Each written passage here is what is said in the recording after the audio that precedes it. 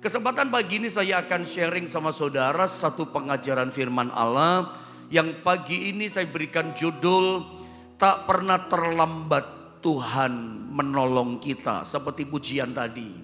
Kita seringkali merasa kok terlambat ya Tuhan tolong. Kita seringkali berdoa minta tolong sama Tuhan karena kita punya pergumulan hidup, ya kan? Kita punya kesukaran, kok belum ada pertolongan, belum ada tanda-tanda mujizat, berkatnya belum turun, jalan keluar belum ada gitu. Sepertinya kok sengaja Tuhan menunda-nunda tolong kita. Pernah tidak saudara merasa seperti itu? Pernah tidak saudara merasa seperti Tuhan itu berlambat-lambat tolong persoalan kita? Ada tidak? Di antara saudara sedang dengar firman Tuhan, duduk di rumahmu masing-masing, ada merasa seperti ini, kok lama ya? Tuhan sepertinya sengaja berlambat-lambat menunda-nunda, gak langsung tolong kita. Pernah merasa seperti itu? Kalau Anda pernah merasa seperti itu, bukan cuma Anda yang pernah mengalami perasaan seperti itu. Ada satu keluarga yang dikasih Tuhan, keluarga Maria, Marta, Lazarus, pernah mengalami perasaan hal yang sama yang kita rasakan. Mari kita baca ayatnya saudara ya. Ayat yang tidak asing yang sering kali saya munculkan, saya ajarkan sama saudara. Tidak ada salahnya kita kembali pelajari ayat ini. Berkat rohani apa? Angle rohani apa yang kita bisa dapatkan pagi ini lewat ayat yang sama ini. Yohanes pasal 11 kita baca bergantian ayat 1 sampai dengan ayatnya yang ke-6. Saya baca ayat 1 ya, seperti biasa. Lanjut saudara kedua, nanti ayat 6-nya sama-sama kita membacanya. Saya baca ayat yang ke-1, Yohanes 11 ayat 1, begini kata firman Allah. Ada seorang yang sedang sakit, namanya Lazarus. Ia tinggal di Betania, kampung Maria dan adiknya Marta. Ayat yang kedua terus. Maria ialah perempuan yang pernah meminyaki kaki Tuhan dengan minyak mur dan menyekanya dengan rambutnya. Ayat yang ketiga. Dan Lazarus yang sakit itu adalah saudaranya. Kedua perempuan itu mengirim kabar kepada Yesus. Tuhan, dia yang engkau kasihi sakit. Ayat yang keempat. Ketika Yesus mendengar kabar itu, ia berkata, penyakit itu tidak akan membawa kematian, tetapi akan menyatakan kemuliaan Allah, sebab oleh penyakit itu anak Allah akan dimuliakan. Ayat 5 saudara ya. Yesus memang mengasihi Marta dan kakaknya dan Lazarus. Ayat 6 sama-sama kita baca 2 dan 3. Namun setelah didengarnya bahwa Lazarus sakit, ia sengaja tinggal 2 hari lagi di tempat di mana ia berada. Saudara, kisah ini kisah yang tidak asing buat kita. Latar belakang background dari kisah ayat-ayat yang kita baca adalah sederhana saja. Ada satu keluarga yang tinggal di satu tempat namanya kampung Betania. Keluarga ini keluarga yang dikasih Tuhan. Bagaimana tidak? Setiap kali perjalanan Yesus ke Yerusalem hampir memang tidak pernah, bukan cuma hampir. Yesus gak pernah menginap bermalam di Yerusalem, kota besar. Sukanya nginepnya di kampung. Yesus jarang nginep, bahkan gak pernah nginep di kota besar Yerusalem. Selalu nginepnya di tempat yang namanya Betania. Kenapa selalu bermalamnya tinggal di keluarga di Betania? Keluarga Maria, Marta, Lazarus. Karena kita ketemu di ayat yang kelima tadi. Saya baca ayat yang kelima ya. Perhatikan baik-baik, dikatakan Yesus memang mengasihi. Mengasihi siapa? Marta dan kakaknya yaitu Maria.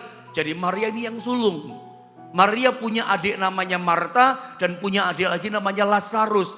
Ada satu keluarga yang tinggal di kampung Betania, 3 orang keluarga ini. Maria urut-urutannya, Marta, kemudian si bungsu namanya Lazarus. 3 orang, 3 keluarga ini dikasih sama Tuhan. Apa yang saya coba sampaikan sama saudara? Berulang-ulang saya katakan di Betania, di kampung Betania ada keluarga yang dikasih Tuhan lah saudara. Apa yang saya mau coba sampaikan pesan penting sama saudara? Saya mau bilang begini sama saudara, saya mau ngomong begini. bahwa ternyata Maria, Marta, dan Lazarus adalah keluarga yang dikasihi Tuhan.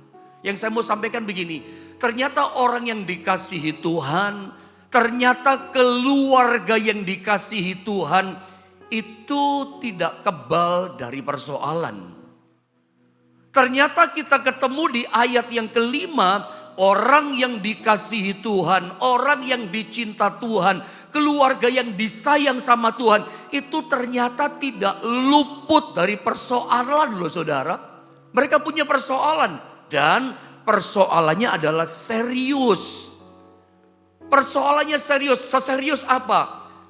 Tulang punggung keluarga mereka yang bernama Lazarus karena dia laki satu-satunya. Adiknya Maria dan Marta namanya Lazarus itu sakit keras. Sakitnya serius, sakitnya parah. Jadi mereka dikasih Tuhan, tapi sekaligus dikasih Tuhan mereka punya masalah serius. Masalahnya apa? Saudara laki-laki mereka yang bernama Lazarus sakit parah, sakit serius. Inti ceritanya di ayat yang kita baca adalah Maria dan Marta sudah memberitahu kepada Yesus bahwa Lazarus yang kau kasihi, ayat 3 itu sakit parah. Intinya beritanya sudah nyampe sama Yesus. Yesus sudah tahu Lazarus yang dia kasihi sakit parah. Yang bisa membawa kematian tuh sakit parah. Tetapi ada yang aneh, gak biasa gitu loh. Gak biasa. Kita ketemu di ayat yang ke-6, gak biasa. Ini sebuah kasuistis yang khusus menurut saya. Biasanya kalau kita baca di 4 Injil, Matius, Markus, Lukas, Yohanes, Yesus segera menolong. Yesus langsung bertindak melakukan mujizatnya. Tidak lama-lama dia menunggu, tidak menunda-nunda. Ini sengaja di ayat yang ke-6 Yesus berlambat-lambat, sengaja gak langsung datang gitu loh. Gak segera menolong. Kita punya tendensi, kalau kita punya masalah, pengennya langsung cepat dijawab sama Tuhan. Kalau berdoa, pengennya langsung segera Tuhan turun tangan menjawab doa kita. Dan Tuhan segera memberikan jalan keluar. Itu maunya kita. Kita punya keinginan yang sama, saya pikir. Kalau punya masalah, kita pengen Tuhan cepat tolong kita. Itu pun terjadi pada Maria dan Marta. Tapi ini ada satu kasuistis yang khusus. Yesus tidak langsung menolong Maria, Marta, Lazarus. Ayat ke-6, saya ingin kita sama-sama baca ayat yang ke-6. Supaya kita mendapat sesuatu klik yang penting dalam berita firman pagi ini. Lihat ayat yang ke-6, sama-sama kita baca saudara. 1, 2, dan 3. Namun setelah didengarnya bahwa Lazarus sakit, ia sengaja tinggal 2 hari lagi di tempat di mana ia berada. Apa yang Anda dapatkan dalam pembacaan ayat ke-6 ini? Yang saya dapatkan begini, ada kata begini, ia sengaja. Coba bilang sama-sama saya, ia sengaja. Yesus sengaja loh. Sengaja apa? Sengaja gak langsung datang. Sengaja apa? Sengaja mengulur-ulur waktu, gak langsung menolong. Sengaja ditunda-tunda sama Tuhan, gak segera datang ke kampung Betania. Langsung berdoa, hai Lazarus jadilah kamu sembuh. Tidak, dia sengaja dikatakan tinggal 2 hari lagi di tempat di mana dia berada. Gak langsung menolong, gak langsung bertindak, sengaja. Gak sengaja langsung menolong saudara. Nah mari kita belajar dari ayat ini. Sampai, jadi saya ulang ya. Berita sudah nyampe pada Yesus. Yesus sudah tahu.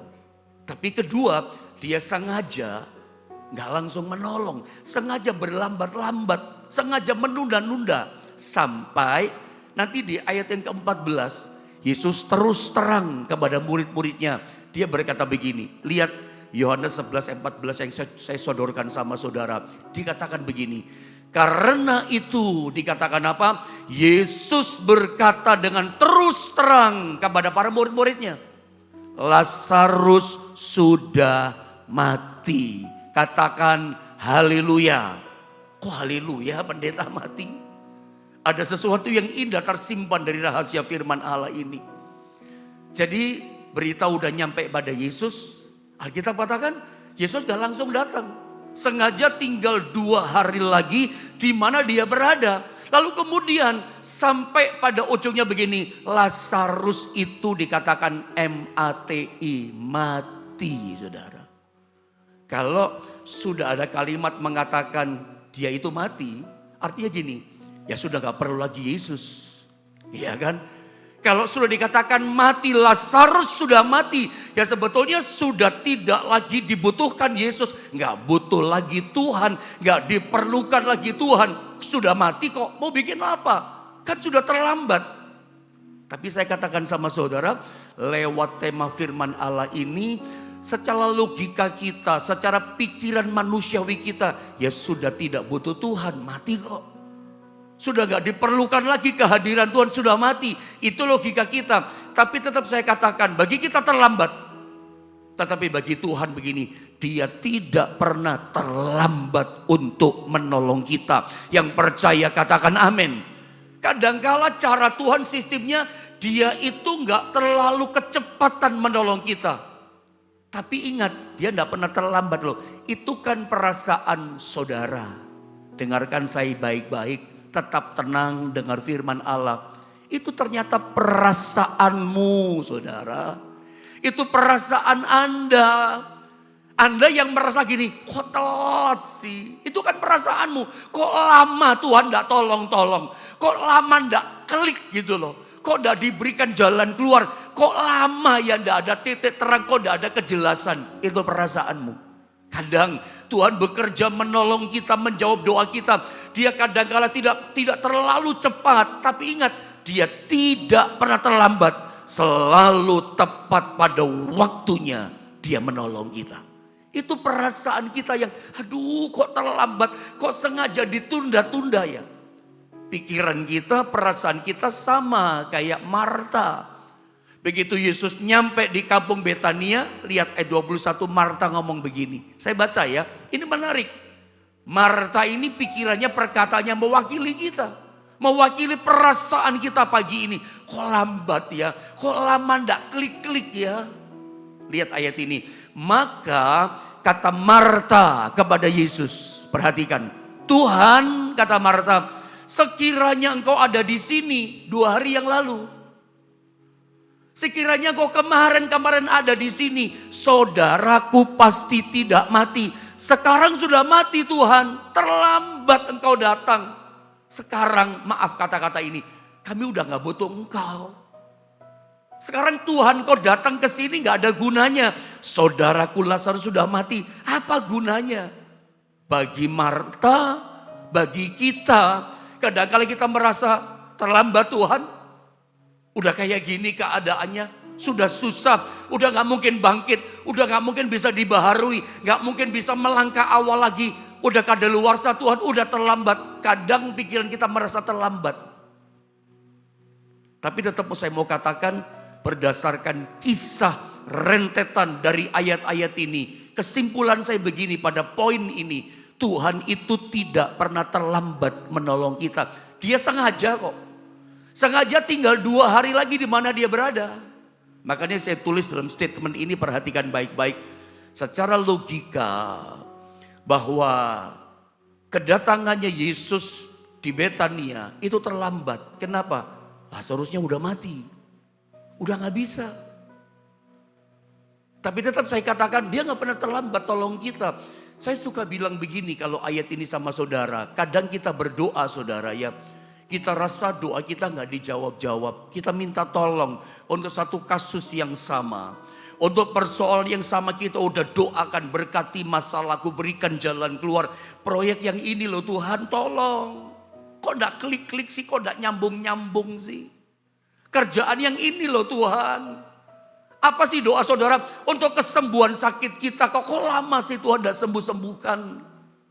Kadangkala perasaan kita gini, pikiran logika kita. Ketika kita berdoa dan kasus masalah pekerjaan, kesehatan, ekonomi, keuangan yang kita doakan, Tuhan gak jawab-jawab. Sepertinya ditunda-tunda, sepertinya lambat Tuhan jawab. Lalu biasanya logika kita bermain. Kalkulasi pikiran kita mulai jalan. Kita berpikir gini, kayaknya yang saya doakan masalah yang ini memang bukan kehendak Tuhan. Kita ambil jalan pintas begitu sukanya. Kayaknya yang aku doakan ini pantas gak dijawab-jawab, lambat banget. Kayaknya kita memutuskan sendiri gitu loh. Kita ambil jalan sendiri, kayaknya bukan kehendak Tuhan. Yang biasanya kita intens mendoakan, kenceng mendoakannya. Sekarang kita gak doakan lagi. Istilah saya, kita buang itu doa. Artinya apa? Kita berhenti berdoa, tidak mendoakan lagi. Karena kita berkesimpulan begini, kayaknya ini bukan kehendak Tuhan. Tunggu dulu. Kadang kita itu menghadapi pintu yang tertutup. Tapi butuh iman supaya pintu itu terbuka, tetap sabar, tetap percaya, tetap yakin bahwa Tuhan tidak pernah terlambat menolong kita. Tapi pikiran kita itu kayak Marta, maunya cepat. Perasaan kita yang membuat semuanya menjadi seperti berlambat-lambat, ditunda-tunda.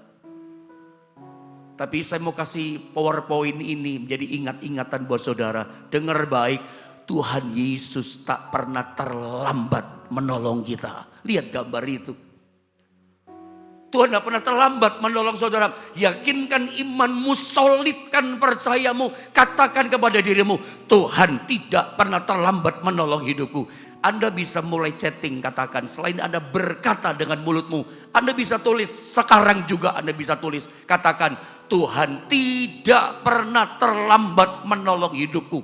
Atau Anda bisa berkata, Tuhan tidak pernah terlambat menjawab doaku. Atau menolong persoalanku. Terserah Anda. Intinya, dia gak pernah terlambat untuk datang menolong kita. Ayo. Anda yang mulai bimbang-bimbang, Anda yang mulai ragu, bangkitkan, solidkan kembali imanmu.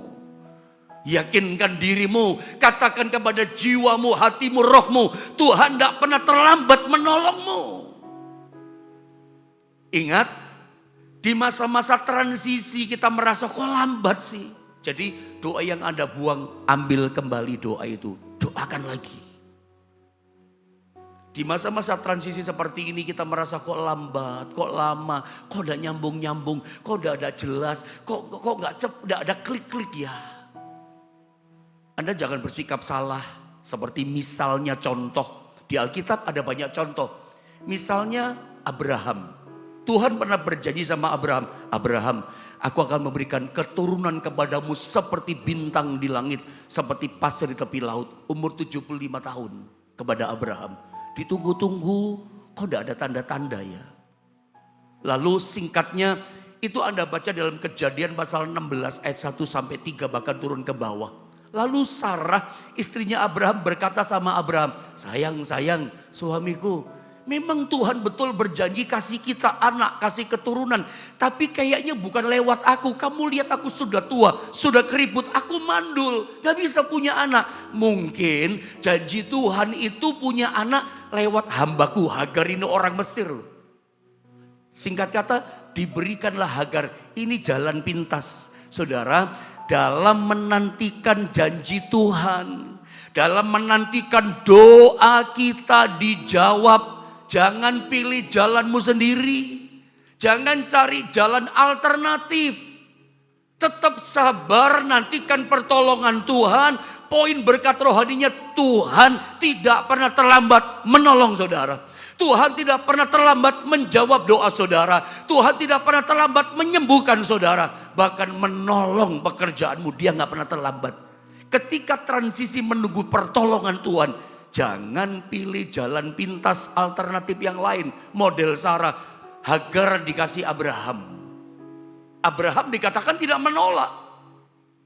Abraham tidak bisa berkata tidak perkataan istrinya. Setuju saja, Abraham tahu itu salah kok. Dia tahu Tuhan berjanji langsung kepada dia. Pasangan hidup suami istri, engkau ini dua menjadi satu. Biarlah kau saling menguatkan gitu loh. Kalau perkataan istrimu salah, katakan salah loh ma. Sayang, salah, gak boleh. Istri, ingatkan juga suamimu, pak, jangan. Kalau Anda orang Jawa, mas, jangan. Tuhan gak ingin kamu bukan bikin seperti itu. Jangan ambil jalan pintas, saling mengingatkan. Jangan terulang rumah tangga hancur Adam dan Hawa. Adam pun nurut kata Hawa, dikasih buah, itu buah larangan, dimakan juga, hancur loh keluarga itu. Kalau rumah tangga hancur, pekerjaan bagaimana? Ikut hancur lah. Ekonomi Bapak, ikut terjun juga ekonomi. Semua. Kemarin saya katakan hati rapuh. Ya pekerjaan jadi rapuh dong. Pekerjaan ada masalah, hatimu rapuh. Bagaimana? Kau pikir, udah ada jalan keluar. Ikut rapuh pekerjaan. Ekonomi ikut, keuangan ikut. Semua ikut.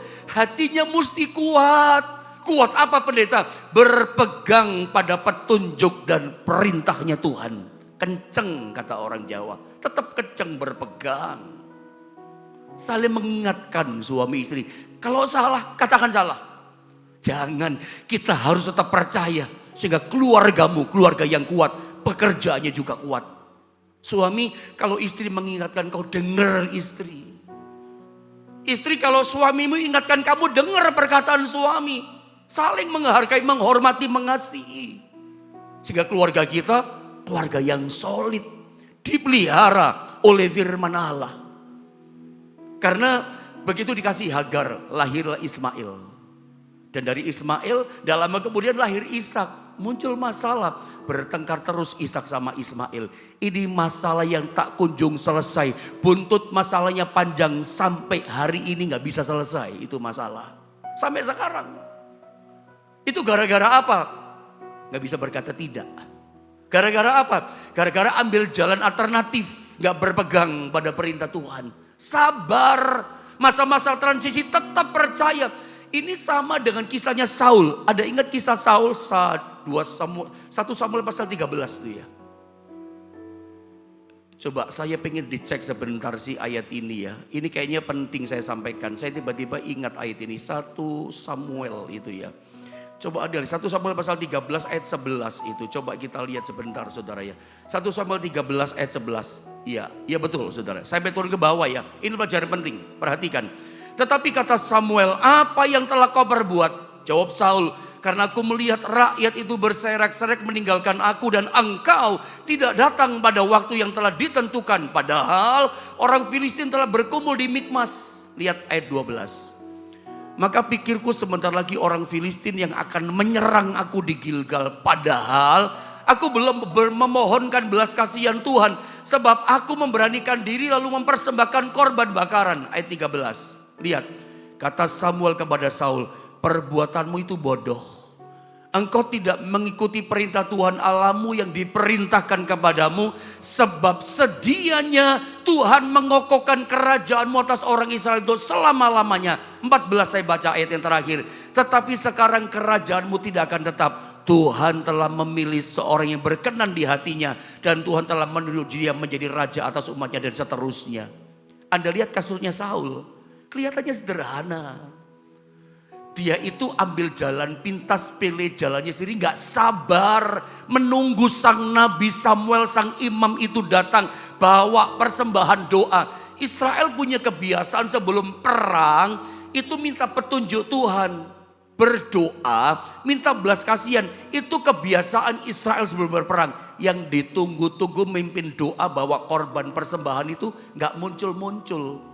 Saul udah ketakutan, kok lama banget sih, lambat banget sih, lelet banget sih si Nabi ini gak datang-datang. Rakyat udah tinggalkan dia, lalu dia nyelonong boy. Ambil jalannya sendiri, ambil jalan alternatif. Dia sendiri persembahkan korban, perbuatanmu itu bodoh. Loh, mempersembahkan doa itu apa bodoh? Mempersembahkan korban bagi Allah apakah bodoh?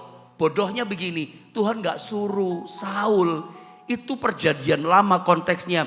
Itu bagian imam yang mempersembahkan korban bagian kepada Allah. Raja memimpin rakyat.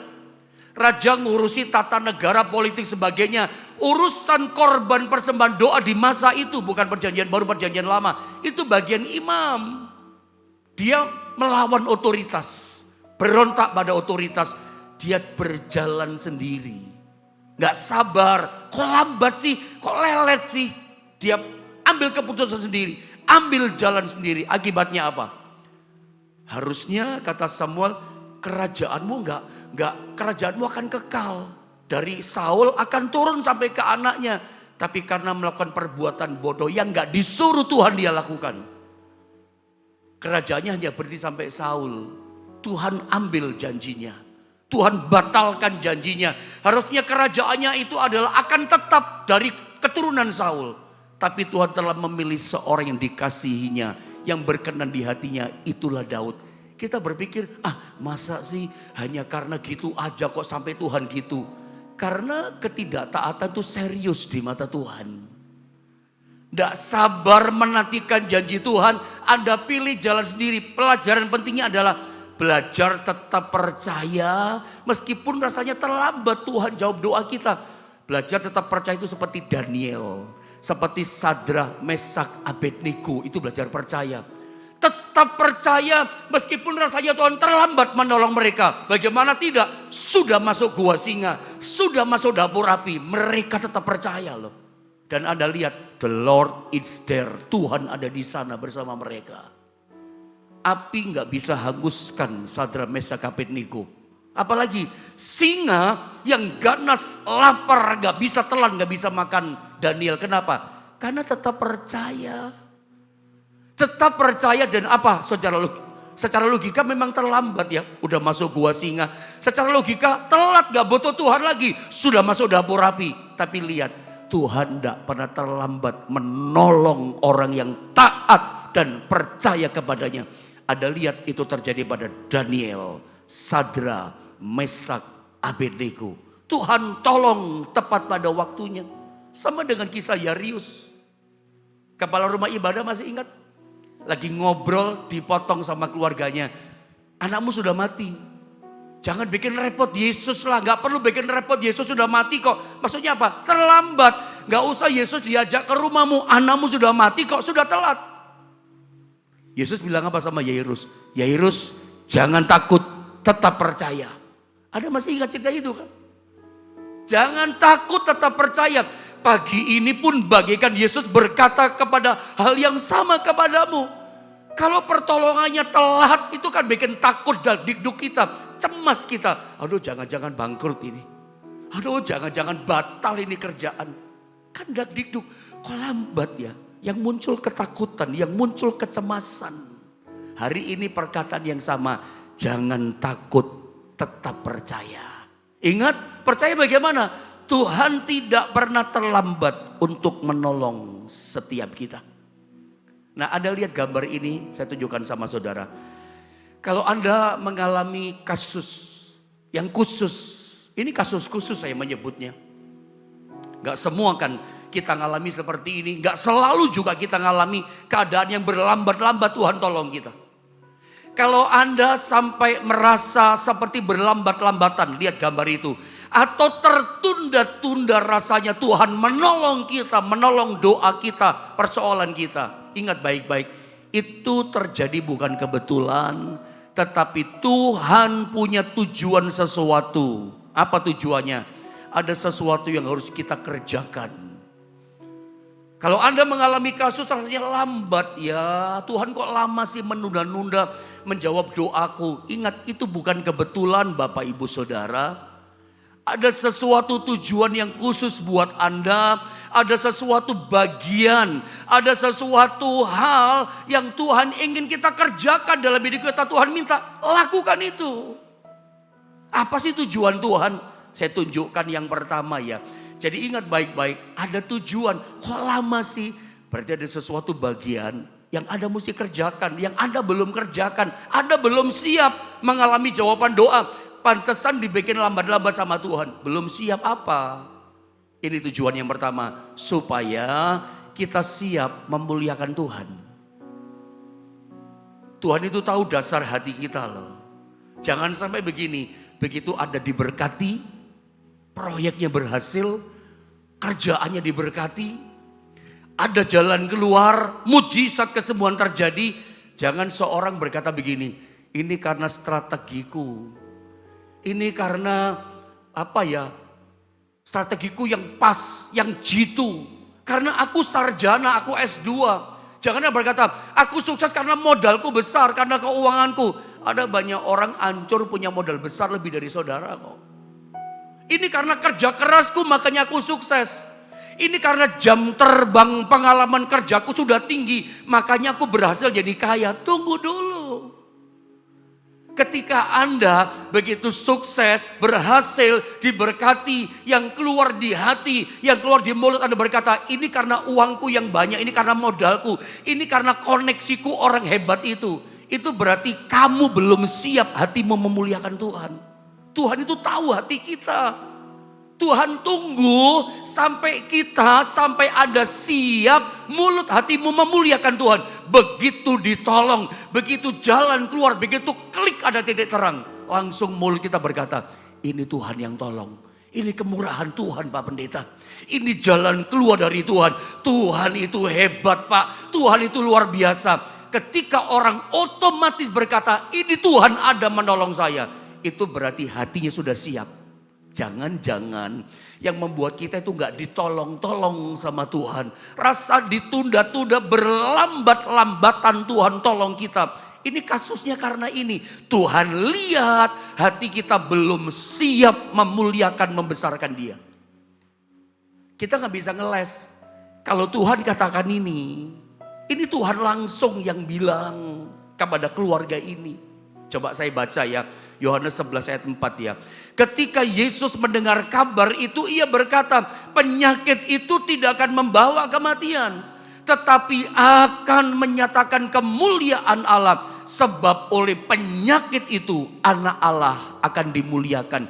Tuhan punya tujuan, gak langsung datang tujuannya apa? Supaya kemuliaannya besar dinyatakan, siap memuliakan Tuhan. Saya berdoa pagi ini, Anda jangan frustasi, jangan putus asa.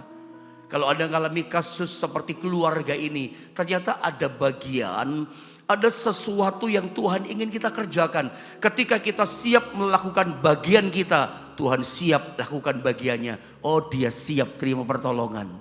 Dia siap untuk memuliakan aku kabulkan doanya. Ingat, ketika ditolong Tuhan, otomatis mulut kita berkata, ini pertolongan Tuhan. Ini Tuhanku yang besar, dahsyat dan luar biasa. Kita siap bersaksi kepada banyak orang. Kita siap menceritakan perbuatan Tuhan. Banyak kita orang Kristen itu buat cengli. Saudara ya, orang Tionghoa katakan, ditolongnya mau, diberkatinya mau, bersaksinya gak mau. Disembuhkan senang, tapi memuliakan Tuhan atas kesembuhan, kita kunci mulut kita. Seringkali kita orang Kristen miskin kesaksian. Padahal pertolongan Tuhan itu modal besar kita untuk bersaksi. Tujuan Tuhan adalah menolong kita apa? Supaya Tuhan dibesarkan, dimuliakan. Jadilah orang Kristen yang hati kita, mulut kita siap memuliakan Tuhan. Begitu Tuhan lihat Anda siap, Tuhan pun siap menolong saudara. Tuhan tunggu dengan sabar sampai Anda siap hati mulutmu memuliakan Tuhan. Itu yang pertama. Kenapa lambat-lambat? Tuhan punya tujuan untuk kita lakukan bagian kita. Siap untuk memuliakan Tuhan. Yang kedua, singkat saja yang kedua. Tuhan mau supaya kita belajar percaya. Yang bimbang-bimbang belajar percaya. Ini ayatnya, ayat 15 saya baca. Tetapi syukurlah aku tidak hadir pada waktu itu, kata Yesus. Sebab demikian lebih baik bagimu, kata Yesus. Supaya apa? Kamu dapat belajar percaya. Marilah kita pergi sekarang kepadanya dan seterusnya. Supaya kamu dapat belajar percaya. Jadi jelas saudara ya. Kenapa seperti berlambat-lambat ya. Tuhan gak langsung tolong kita. Tuhan ingin dalam masa penantian pengabulan doa. Dalam masa penantian dibuka jalan keluar atas kita. Tuhan ingin kita belajar percaya. Belajar yakin Tuhan gak pernah terlambat menolong kita. Bagaimana caranya? Ya belajar percaya. Saya mungkin pernah sampaikan sama saudara, kalau saya baca Injil Matius, Markus, Lukas, Yohanes, minimal saya temukan ada 3 jenis yang namanya percaya. Yang pertama adalah percaya pasti jadi. Jenis itu beda dengan level. Kalau level itu ada terapnya, ada anak tangganya. Tangga pertama, tangga kedua ada levelnya. Jenisnya boleh beda, kekuatannya sama. Ada jenis percaya yang pertama, percaya pasti jadi. Matius 8:13, Itu nggak usah dibaca, catat saja ayat ini. Satu kali perwira Kapernaum datang minta tolong sembuhkan hambanya. Oke, aku datang, kata Tuhan.